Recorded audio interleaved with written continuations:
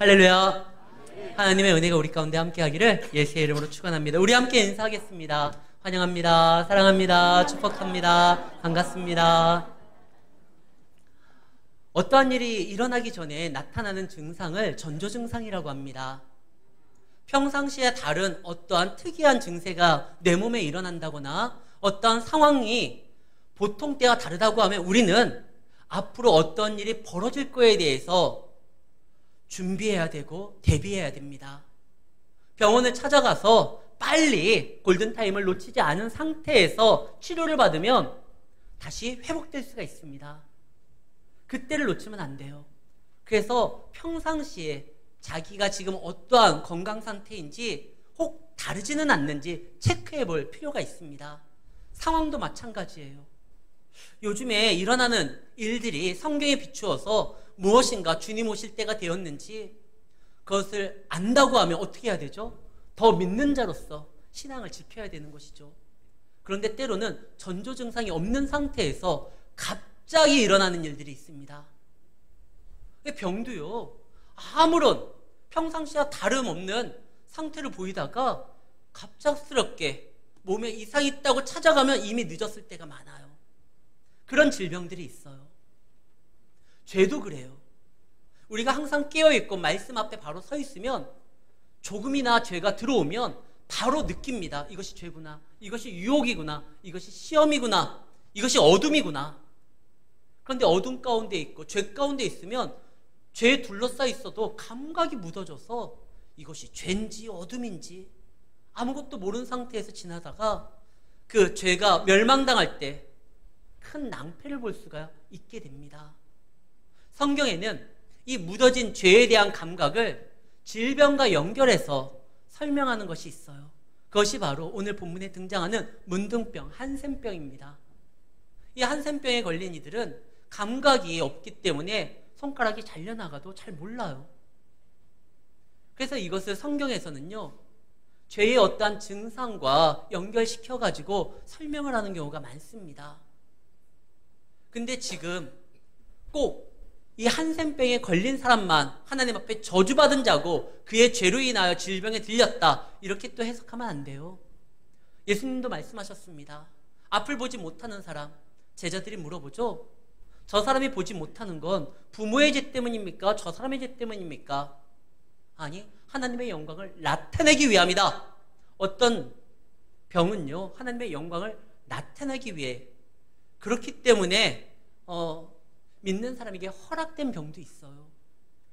우리는 그걸 잘 몰라요. 어떤 것인지. 다만 우리가 해야 될 건 나의 있는 모습 그대로를 하나님 앞에 내어놓고 주님의 말씀에 자신을 돌아보고 점검하는 것이 필요합니다.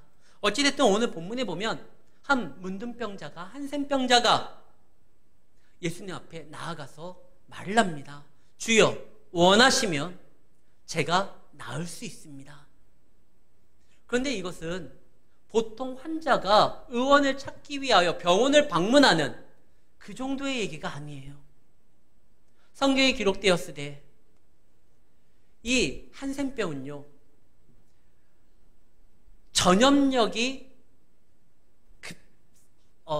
사람들에게 막 빠르게 확산된다라는 그런 생각을 그때 당시 사람들이 갖고 있었기 때문에 이것이 치료가 되지 않으니까 분리를 시키는 그런 정책을 폈어요.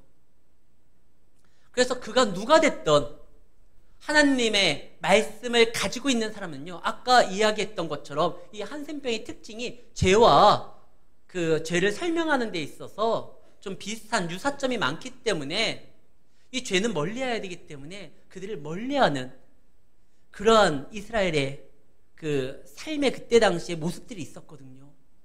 그는 공동체 안에 들어올 수가 없습니다. 누가 되었던, 예전에 모세의 누이이자 하나님의 선지자였었던 미리암이요, 이 병에 걸린 적이 있어요. 야, 그래도 모세의 누이인데, 그래도 하나님의 말씀을 증거하는 선지자인데, 야, 그깟 병 하나 걸렸다고 우리가 그를 외면하거나 그를 멀리하면 그를 통하여 받은 은혜를 제대로 갚지 못하는 배은망덕한 일이다. 그래서 미리암을 품어주고 그러면 안 돼요. 성경에 어떻게 됐냐면 미리암을 진 밖으로 보냅니다. 그가 치유된 다음에 다시 들어오게 되는 것이죠. 이때 당시에 이 병은 그런 병이었어요. 사회와 분립되는 거예요. 근데 그가 예수님 앞에 나옵니다. 만약에 이것이 치료되지 않은 상태에서 무리 가운데 들어오면 누구든지요, 그를 향하여 돌을 던질 수가 있어요. 거기에 대해서 민형사상, 어떠한 고소를 당하지 않아요. 혹시 그로 인해서 그가 돌에 맞아 죽는다 할지라도 문제가 되지 않아요. 그런 시대였어요. 근데 그가 예수님 앞에 나옵니다. 아무도 없을 때, 한밤중에 누구도 알지 못하는 상황 가운데 그가 온 게 아니에요. 오늘 말씀에 뭐라고 되어 있죠? 이때 예수께서 동네 가운데 있었는데 그때 그가 온 거예요. 오늘 누가복음 5장 말씀입니다. 예수께서 한 동네에 계실 때에 온몸에 나병 들린 사람이 있어. 그런데 똑같은 내용의 본문이 마태복음 8장 1절에 등장을 합니다. 예수께서 산에서 내려와서 동네로 들어가시는데 수많은 무리가 따르고 있었어요. 그리고 8장에서는 그 문둥병자가, 한센병자가 예수님 앞에 나옵니다. 그러니까 지금 공개적으로 그가 목숨 걸고, 혹 자기가 예수님을 만났는데 치료가 되지 않으면 그는요 죽을 수도 있는 거예요. 그런 각오로 주 앞에 쓴 겁니다. 주님 앞에 나아가서 주님이 치료해주면 고맙고, 치료 못하면 에이 오늘 일진 좀 사납구나, 하루 그냥 허비하고 낭비했구나, 돌아가야지. 돌아갈 수가 없어요. 거기에서 죽을 수도 있는 겁니다. 근데 그는 확신합니다. 적어도 예수님은 하나님의 아들이고 하나님이 보낸 자고 능력의 사람이고 그리스도고 메시아다. 그는 주다. 그 앞에 나아가면 당신의 백성을 알아보고 나를 혹 치료해 주실 수도 있다. 안 된다면 할 수 없는 거고. 그래서 간 거예요. 목숨 걸고 간 거예요. 뭐라고 말합니까? 주여. 지난 월요일 날 우리 노예 목사님들과 목포를 갈 일이 있었습니다. 그런데 운전을 하시는 목사님이 성이 주씨예요. 그러니까 이렇게 말을 하더군요. 자기는 예수님과 성이 같다고. 주 예수여. 그래서 자기는 주씨이기 때문에. 그러니까 한 분이 지씨성을 가진 목사님이 계세요. 이분이 자기도 예수님과 친족이라는 거예요. 지가 왜? 지저스. 야, 이거 상상도 못했던 말이 나오는 거예요. 그래서 자기가 예수님과 친족이래요. 그러니까 이제 저도 가만히 있으면 안 되잖아요. 그냥 머리를 팍 굴렸어요. 김하고 어떻게 이거 연결시키지? 연결이 안 돼요. 그래서 제가 그 말을 했어요. 저는 예수님과 성도 다르고 친족도 아니고 대신 입양돼서 그의 아들입니다.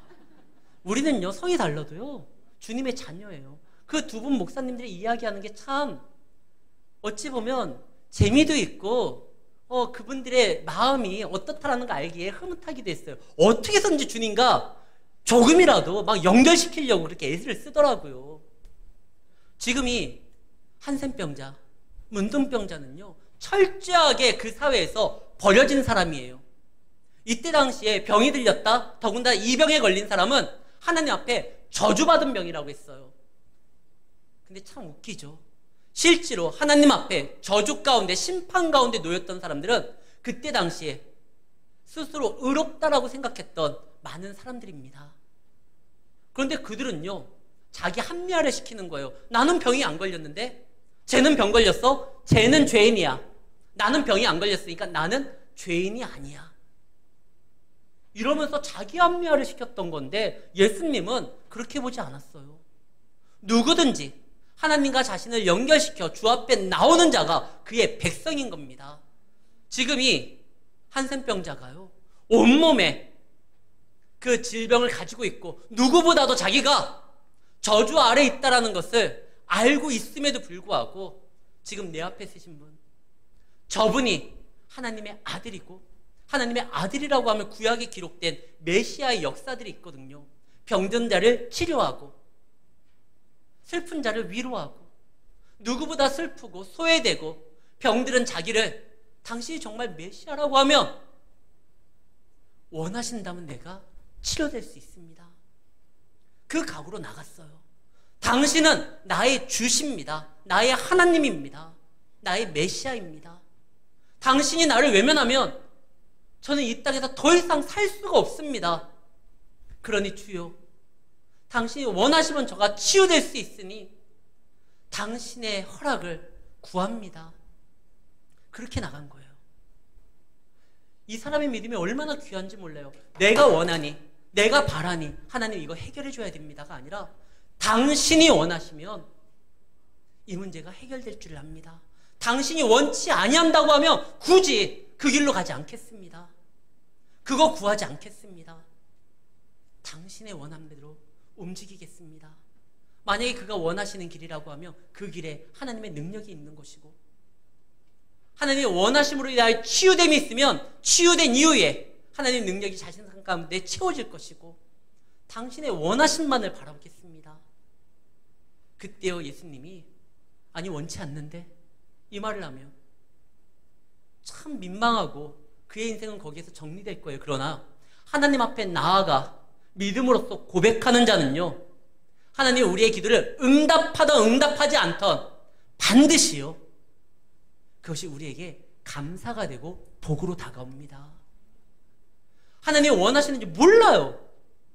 그건 하나님이 결정하실 일이에요. 다만 우리는 그 앞에 나아가 그분 앞에 구하는 거예요. 하나님 원하신다면 나에게 이런 일이 이루어지기를 소망합니다. 근데 멋있는 건 예수님이요, 그가 원한다고 하면 치료되겠다라는 그 고백을 그대로 받아서 내가 원하니 치료될 것이다. 그의 바람을 하나님의 원하심으로써 하나님께서 응답해 주셔요. 그래 내가 원한다. 네가 치유될 것이다. 그래서 그가 치료를 받습니다. 근데 여기서 예수님이 한 가지 좀 재미난 일을 보여주셔요. 14절 예수께서 그를 경고하시되 엄하게 당부하시되 아무에게도 이르지 말고 가서 제사장에게 내 몸을 보이고 또 네가 깨끗하게 됨으로 인하여 모세가 명한 대로 그대로 예물을 드려 그들에게 입증하라. 예수님이 자신으로 인하여 누군가가 치유되면 그가요, 와 내가 예수님으로 인하여 치유받았다, 선전 효과가 굉장할 거예요. 이 사람이 막 얘기하고 다니면 나 저 사람 아는데, 얼마 전까지만 해도 우리 무리 가운데 있지 못하고 질병으로 인하여 버려진 사람인데 그가 깨끗하네. 근데 그가 막 얘기하는 거예요. 나를 낫게 하신 분은 예수다. 그러면 예수님의 인기가 더 높아질 거 아닙니까? 따르는 사람들이 더 많아질 거 아닙니까? 근데 예수님이 그러지 말라고 해요. 아무에게도 이르지 말고 제사장에게 가라. 왜 그렇게 말씀했을까요? 만약에 이 사람이 막 떠들고 다니면 사람들이 그에게 집중하기 시작합니다. 교회가요, 부흥하는데 여러 가지 방법들이 있습니다. 하나님은요, 우리가 생각하지 못하는 수만 가지의 방법으로 교회를 성장시키고 믿음을 세워주시는 분이에요. 그런데 그것 중에 하나가 간증이 있죠. 유명한 사람들이, 누구나 아는 사회적으로 영향력 있는 사람이 어느 날 예수를 믿고 변화된 것에 대해서 이야기하면 많은 사람들이 감동을 받고 또 예수를 알지 못하는 사람도 그 사람 때문에 한번 교회에 나올 수도 있는 거예요. 그래서 연예인들 간증도 많고 사회적으로 유명한 사람들의 간증도 있어요. 그런데 그것이 하나님 나라를 아름답게 세우는 하나님의 가장 원하시는 방법은 아니에요. 만약에 그걸 원했다고 하면 예수님이 병자들을 치료할 때마다 너 이제 내가 치료한 거 적어도 100사람들에게는 전한 다음에 그 다음에 그거 할당량 채우면 너 하고 싶은 거 해. 이러신 적이 없어요. 예수님은 제자도 딱 12명 세우고 그들을요 3년 동안 함께 먹고 자면서 말씀을 지도하고 가르치고 그들에게 마지막 부활하신 후에 뭐라고 말씀하시죠? 내가 분부한 모든 것들을 가르쳐 지키게 하라. 너희는 세상에 나아가 세상 사람들을 제자 삼고. 하나님의 나라의 부흥은요 선전을 통하여 어떤 사람들의 간증을 통하여 세워지는 것이 아니라 말씀 안에 철저하게 순종하고 붙들린 신앙의 모습의 사람들이 일어남으로 세워지는 것입니다. 그래서 예수님께서요, 정말 다른 사람들 만나지 말고 그가 만나다가 오히려 하나님 앞에 멀어지지 말고 우리가 아쉬울 때는 하나님을 찾아요. 제가 미국에서 있었을 때 미국도 새벽 예배가 있습니다. 새벽 예배가 없다라고 생각하시는 분들이 계시는데 미국 교회도 새벽 예배가 있어요. 특히 한인교회는요. 그래서 미국에 있는 그 목사님한테 이야기를 들었는데 새벽마다 울면서 기도하는 분들이 있대요. 19은 신분 때문에 기도하시는 분들이래요. 뭐 영주권이나 시민권이나 이런 걸 놓고 자신들의 어떠한 그곳에서 살아가는 데 있어서 신분이 해결되지 않아가지고 이 새벽마다 와서 막 울면서 기도하시는 분들이 있대요. 얼마나 간절하게 기도하시는지 뜨겁게 기도하신대요. 근데 문제는 그 신분 문제가 해결되면 안 나온다는 거예요. 지금 이 사람은 자신의 인생에 있어서 가장 큰 자신이 풀 수 없는 그 질병을 안고 있습니다. 의원에게 찾아가도 이것이 치유가 되지를 않아요. 아니, 의원이 만나주지도 않아요. 근데 그 문제가 해결이 됩니다. 그래서 건강한 상태에서 하나님을 떠나는 삶을 예수님이 그러려고 치료해 준 거 아니에요. 그래서 예수님이 너 어디 가서 사람들 만나고 그러면 사람들이 막 네 얘기를 듣기를 원해서 막 모여들고 그러다가 너가 정말 해야 될 일을 하지 못하고 사람들에게 인기 있다고 끌려다니지 말고 네가 해야 될 가장 첫 번째 일은 뭐냐? 먼저 예배자로서 다시 공동체의 일원으로서 하나님의 백성으로서 들어오는 것이다. 이때 누구를 통해서 들어오느냐? 제사장의 공증을 통해서 들어오는 거예요. 제사장이 그를 보고 깨끗하다라는 걸 인정해주면 그가 성경에 기록된 예물을 통하여 예배로 나아가고요. 그리고 이제 사회의 구성원으로 들어가는 겁니다. 주님 안에서 깨끗이 치유를 받고 하나님 안에서 응답을 받고 하나님과 멀어지는 삶을 살아가면 아무 소용이 없는 거예요. 그래서 예수님이 다른 거 말고 치료가 됐지만 여기에서 그 건강한 몸 상태에서 세상에 나아가서 살아가는 것이 아니라 먼저 하나님의 백성으로서 움직여야 된다. 그러기 위해서 제사장에게 먼저 가라. 엄히 경고하는데 다른 곳에 들리지 말고 나에게 받은 은혜를 보답하겠다고 나를 선전할 생각하지 말고 지금 가장 시급한 건 네가 하나님 앞에 그동안 잃었던 시간을 다시 되찾고 예배자로서 세워지는 것이다. 이걸 주님께서 원하시는 거예요. 먼저 예배자로 세워진 다음에 그런 다음에 하나님의 자녀로서 백성으로서 이제 그에게 주어진 삶을 살아가는 것이 아버지께서 예수님께서 우리를 치료하시고 우리의 원하는 바를 해결해 주신 이유인 것입니다. 그걸 아셔야 되는 거예요. 그러니까 이 사람이 거기에 대해서 알아서 순종하면 이제 또 나아가기 시작합니다. 믿음이 있는 사람이거든요.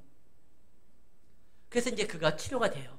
그런데 회복이 되는데 그가 아무리 말하지 않아도요, 그 현장에 수많은 사람들이 이미 있어요. 이제 그들이 막 하나님께 영광을 돌리고 이게 어떤 일이냐 소문이 퍼지니까 더 많은 사람들이 예수 앞에 나옵니다. 그러나 예수님은 이런 기적의 역사로 인하여 자신이 홍보되고 선전됨으로 인하여 수많은 사람들이 따르게 하는 것이 목적이 아니라 오직 하나님의 말씀 안에서 저들을 세우기를 원했던 거예요. 그러니까 그들이 몰려오니까 16절 예수는 물러가서 한적한 곳에서 기도하십니다. 예수님이 기도할 때는 언제나 그때가요, 위기의 순간이나 아니면 중요한 결정을 내릴 때 예수님이 기도하셨습니다. 이것이 바로 어떤 중요한 결정보다 지금 위기의 순간이에요. 예수님은 십자가를 앞에 두고 있거든요. 그런데 십자가 없이도 얼마든지 사람들의 지지를 받고 많은 사람들이 그 앞에 몰려올 수 있다라는 거, 이 사탄이 얘기한 거잖아요. 너 십자가 안 줘도 돼. 나에게 절만하면 이거 다 네 거야. 아, 십자가 없이도 수많은 사람들이 예수님 앞에 몰려오는 거, 이거는 위기의 때였어요. 그래서 예수님이 자신의 사명을 잃지 아니하고 하나님 안에서 그 사명을 감당하기 위하여 기도를 합니다. 그리고 기도를 하고 응답을 받고 다시 복음을 증거하기 시작하죠. 근데 이번에 또 증거를 하는데 한 가지 사건이 또 일어납니다. 수많은 사람들이 와서 예수님의 말씀을 듣기도 하고 병을 치료받기도 하는데 그 소문을 듣고 중풍병에 걸린 움직일 수 없는 그 사람이 친구들의 지인들의 도움을 통해 가지고 침상채 들려가지고 예수님께 나오고 있는 거예요. 근데 여기서 문제가 하나 생깁니다. 너무나 많은 사람들이 몰려있고 벌써 대기표가 쫙 되어 있기 때문에 어떻게 접근이 안 되는 거예요. 그때 그들이 생각하죠. 뭐 내일도 아닌데 굳이. 우리는 최선을 다했어. 근데 만날 수가 없잖아. 사람이 많으니까. 야, 안 됐지만 다음 기회를 노리자. 근데 그들이 돌아가지를 않아요. 다음은 없습니다. 주님이 계실 때, 만날 때 만나야 되는 거예요. 은혜 받을 때 은혜 받는 거예요. 지금이 상황이 좋지 아니하고 지금이 뭐 이렇게 모든 것들이 나의 어떤 소망대로 이루어지지 않고 있으니까 지금 말고 나중에 기회 되면 그때 만나지 뭐.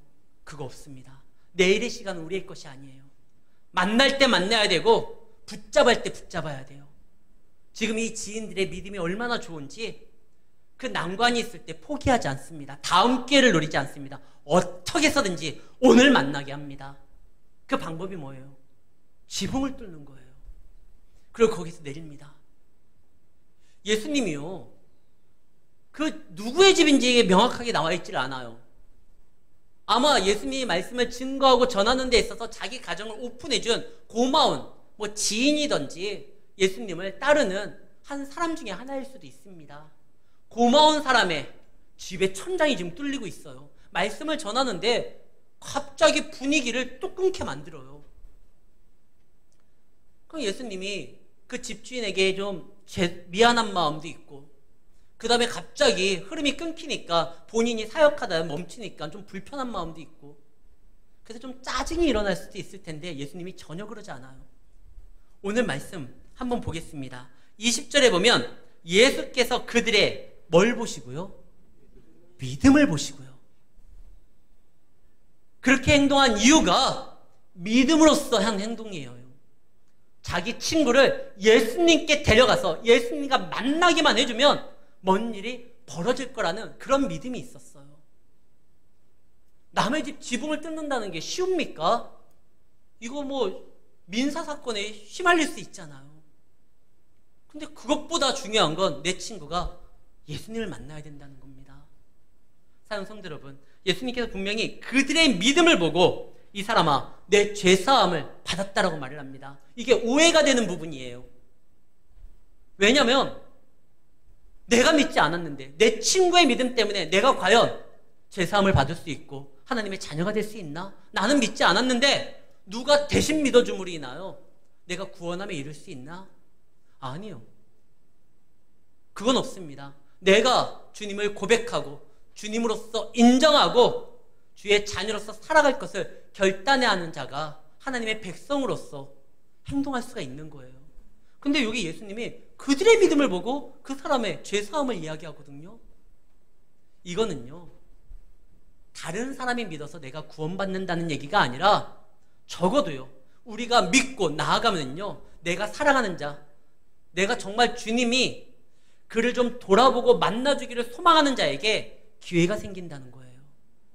여러분들 믿음 때문에 믿지 아니하는 남편이 예수께로 나올 수 있는 기회를 갖게 됩니다. 복음의 길이 열릴 수가 있는 거예요.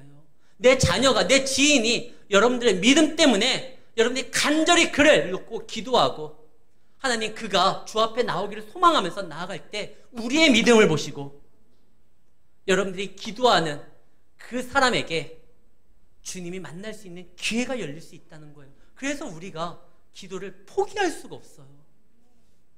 예수님이 어쨌든 그들의 믿음을 보시고 그 중풍병자를 맞이해 줍니다. 놀라운 말을 해요. 내 죄사함을 받을 것이다. 그러니까 이 얘기가 큰 논란이 됩니다. 이때 당시에 그때 누가 같이 있었냐면 율법 교사들이 있었고 바리새인들이 있었어요. 참난하다. 이게 말이 되냐? 죄사하는 권세는 하나님밖에 없는데 쥐가 뭐라고? 이 목수 출신의 이 젊은 청년이 갈릴리 사람이 어떻게 죄사함을 이야기를 하느냐? 말도 안 된다.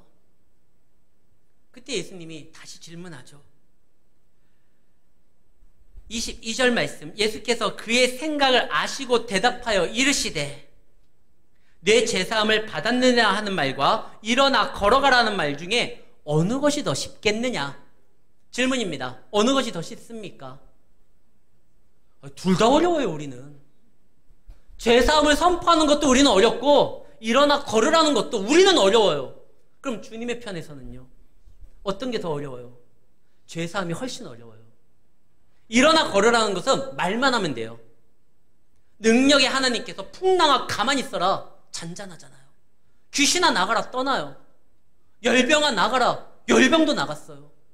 일어나라 안전병이도 일어납니다. 이 한센병자 예수님께서 원하시니까 깨끗해졌잖아요. 중풍병자는요, 일어나 걸어라 말씀만 하면 끝나는 거예요. 이게 훨씬 쉬워요. 죄사하는 거는 당신의 생명을 우리에게 주기 위하여 버리셔야 됩니다.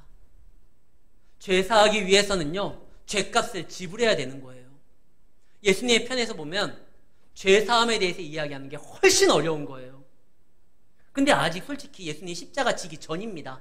이 말은 예수님이 너를 위하여 십자가를 질 것이다.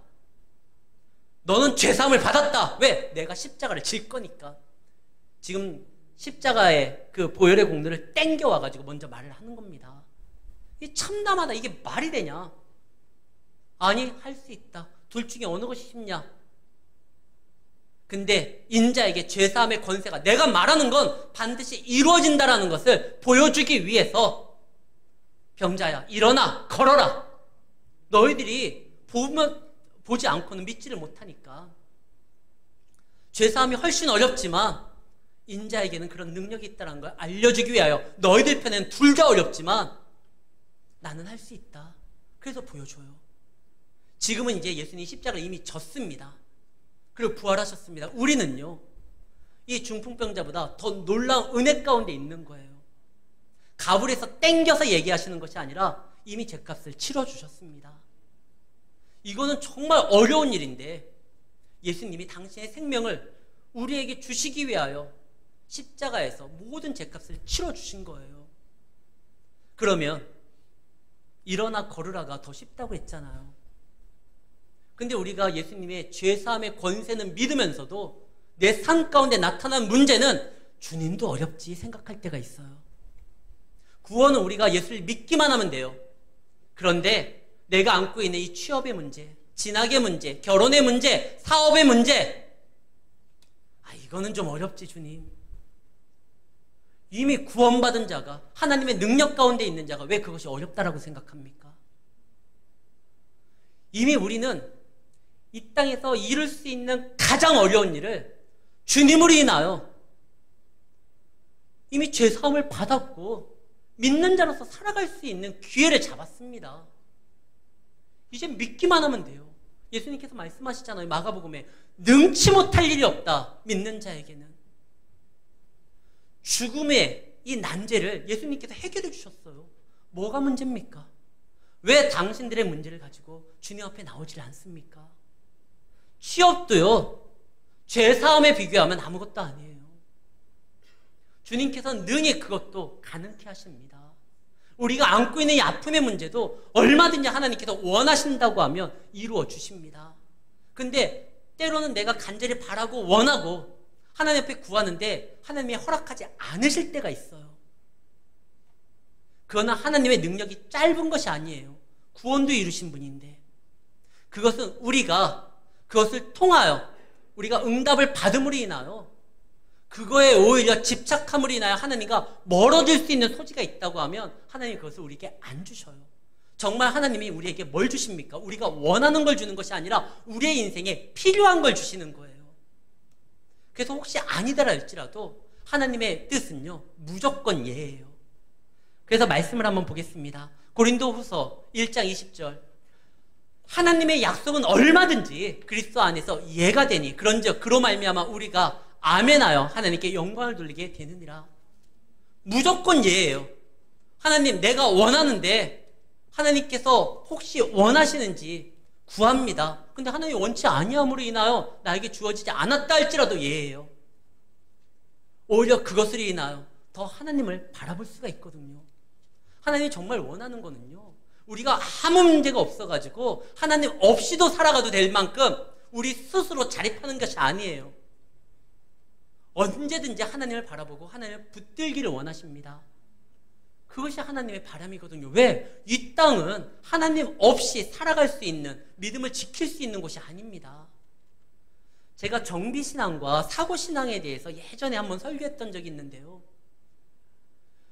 늘 자동차를 운행할 때 틈틈이 점검하면은요, 큰 사고 없이 차를 잘 운행할 수 있어요. 근데 꼭 사고가 나가지고 문제가 터진 다음에 그 정비소로 나아가는 분들이 있습니다. 그럼 수리비도 엄청나게 되는 거죠. 하나님께서는 우리를 만나기를 원합니다. 늘 하나님 안에서 우리 자신을 점검하고 믿음으로서 나아가면 우리는 하나님과 함께 믿음의 길로 잘 나아갈 수가 있는데, 꼭 사고가 터져야지 오시는 분들이 있어요. 그래서 주님 앞에 메어 달립니다. 그래서 주님은 응답해줘요. 또 나가요. 그러니까 사고가 끊이지가 않는 거예요. 주님께서는 여러분들을 포기하지 않습니다. 항상 여러분들과 함께 하기를 원합니다. 근데 하나님을 여러분들이 떠나니까 문제가 되는 거잖아요. 아굴이라는 사람이 잠언에서 이렇게 기도합니다. 하나님, 나로 하여금 부하게도 마시고 가난하게도 마십시오. 부하면 하나님이 아쉬울 거 없이 모든 것을 내가 스스로 할 수 있으니까 하나님은 없다고 할까봐 그게 두렵습니다. 내가 너무나 가난하면 믿는 사람으로서 혹시나 부끄러운 행동으로 하나님을 욕되게 할까봐. 그러니까 하나님, 제 마음의 소원은 부하게도 마시고 가난하게도 마십시오.